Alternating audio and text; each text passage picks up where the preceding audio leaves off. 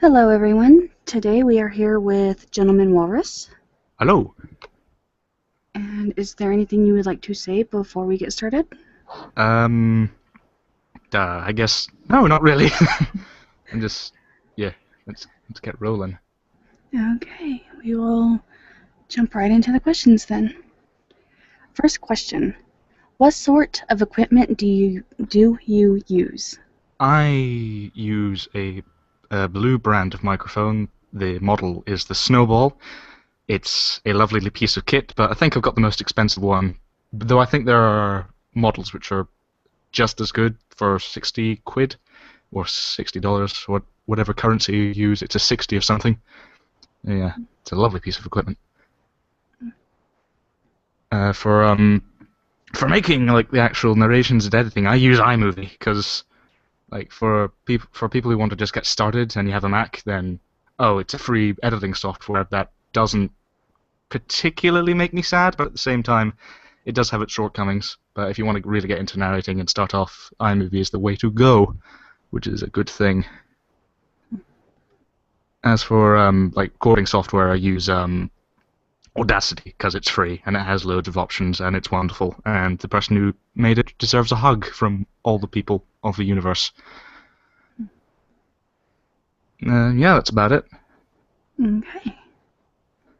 Do you have any plans for your channel? But not particularly, though some people have suggested to me that I do gameplay stuff, like play video games, and become like one of the tens of millions of thousands of people who do that sort of thing. Though I would like to try and make some more actual videos instead of just narrations, because recently I posted a video for 300 subscribers, which was basically me videoing myself performing hide and seek alone, and adding some wonderful wacky effects to it, and it got quite popular, which gives me incentive to make more of those, because they were quite fun to do, and people seem happy with them.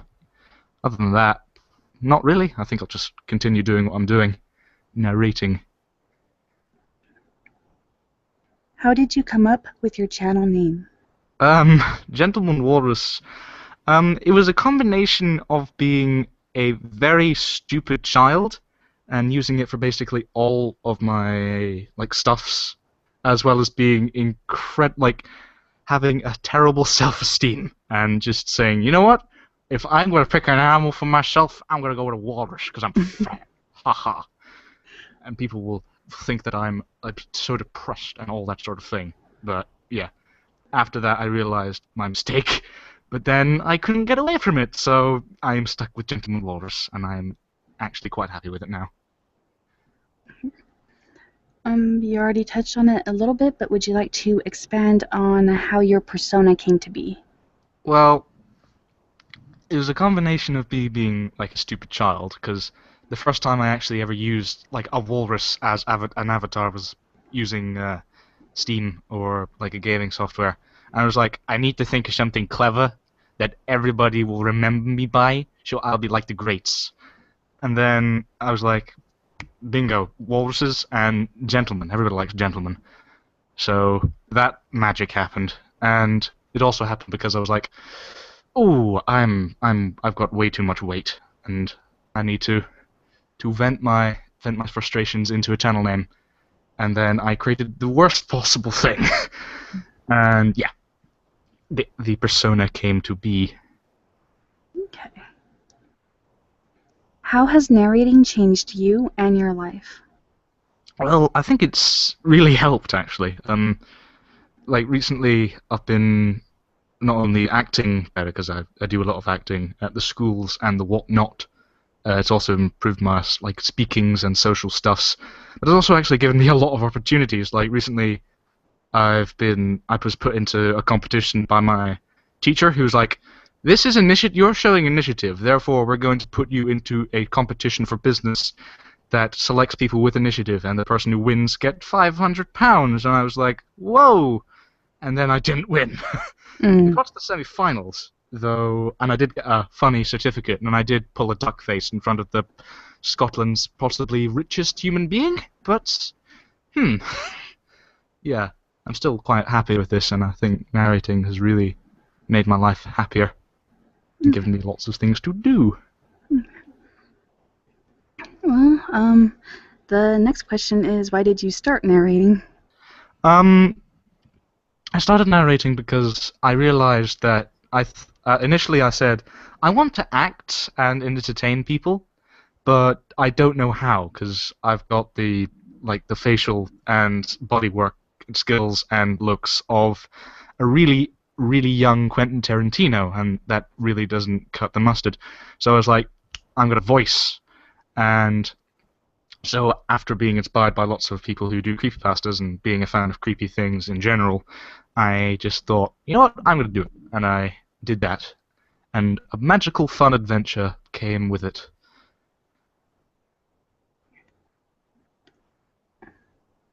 What creepypasta do you want to narrate, but are having trouble narrating?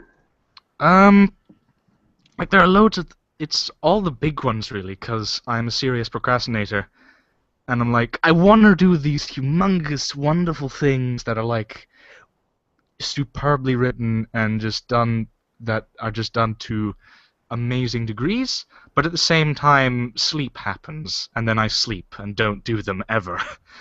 So I've been just doing a slew of small pastas. But in particular, I want to probably do something like some more of Slime Beast's pastas because those are some of my favorite ones, particularly like Funny Mouth and the such and the so forth.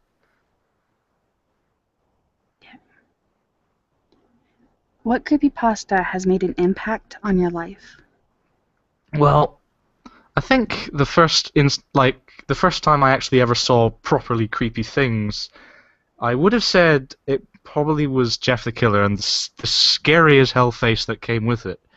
But actually, it was probably the Jadu Sable's little Ben Drowned thing, because that was the first actual creepypasta that genuinely scared me. Because instead of other things that were like, oh, this happened and you have to believe me because I said it happened, it's like video and it's got things that are actually moving and existing and are in the game. And that scared the bejesus out of me as a small child. Or not particularly small child, but yeah. What creepypasta will you not narrate? Um, it's a tricky one, but I'd have to say there's like Happy Appy is one of them because like people say it's great because oh it's really well written and all that sort of thing, but no, no, it's not. It's just really long and kind of boring. That I could also and controversial pick Jeff the Killer. I do not want to narrate ever because I think everybody's just done it, and I don't want to be one of the millions of people who have. I don't want to sound like a hipster here, but yeah, everybody's done it, and I want to stay fresh and funky and with the cool indie crowd. Yeah. Okay. What is a fun fact about yourself? I'm only 15, which scares the crap out of people who I talk to. They're like, "You're what now?" So what? Because people have told me I sound like one of the people have said I sound like I'm 49, and that has really that scared me because it made me think, oh wow, I sound really old when I'm like still going through scary things in teenage years. Yeah, that's a fun fact. I'm really a tiny brat in actual life.